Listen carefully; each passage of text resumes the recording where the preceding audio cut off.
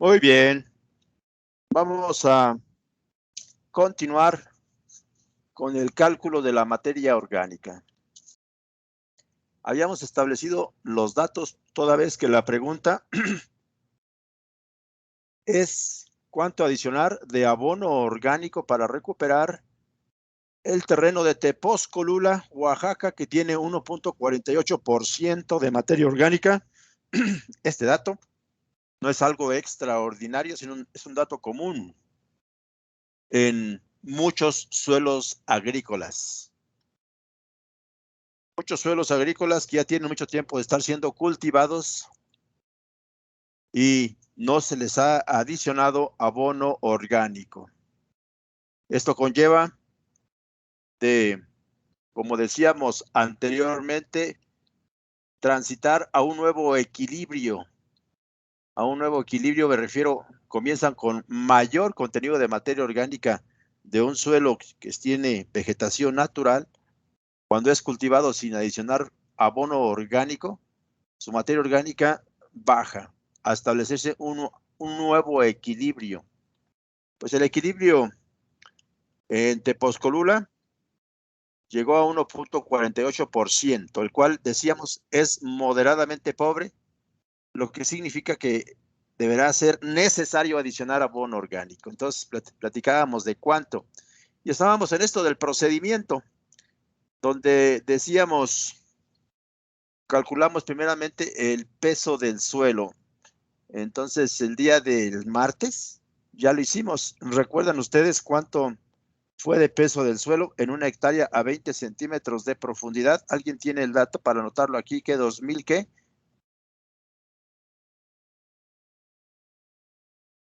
600 toneladas. Toneladas, exactamente. Cada hectárea pesa 2.600 toneladas. Y cada textura pesa diferente. Habíamos dicho por su densidad aparente, que ya lo habíamos anotado aquí. Estos son los datos que ustedes van a utilizar en cuanto el laboratorio no les dé la densidad aparente. En este caso, el laboratorio de la universidad ya se los da. El laboratorio de Fertilab también se los da. En el caso de que no se los dé, puede suceder esto. Y lo único que faltó aquí precisar es que en el caso de que el suelo sea declarado muy rico en materia orgánica, estas densidades aparentes varían y se van, ¿a dónde creen ustedes? ¿Hacia la alza o hacia la baja? La densidad aparente de esos suelos que tienen mucha materia orgánica. 4, 5, 6% de materia orgánica ya se nota aquí, en estas densidades aparentes clásicas. Ya se notan. Y entre más materia orgánica, ¿hacia dónde se irán? ¿Hacia arriba o hacia abajo?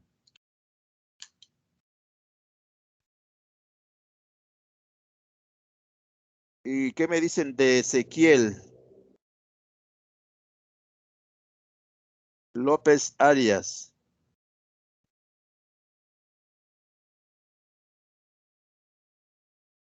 Sí, profe, ya andamos. Ezequiel, ¿ya estás en clase, Ezequiel, atendiendo la presentación? Sí, profe. Nos preguntaba yo si, aquí lo vamos a poner, si la materia orgánica es calificada como muy rico en materia orgánica, decíamos, las densidades aparentes varían. Ya su impacto en todo el ámbito del suelo se nota. Uno de ellos es en la densidad aparente. ¿Hacia dónde se van? ¿Hacia arriba o hacia abajo? Es la pregunta. ¿Cómo ves tú, Ezequiel?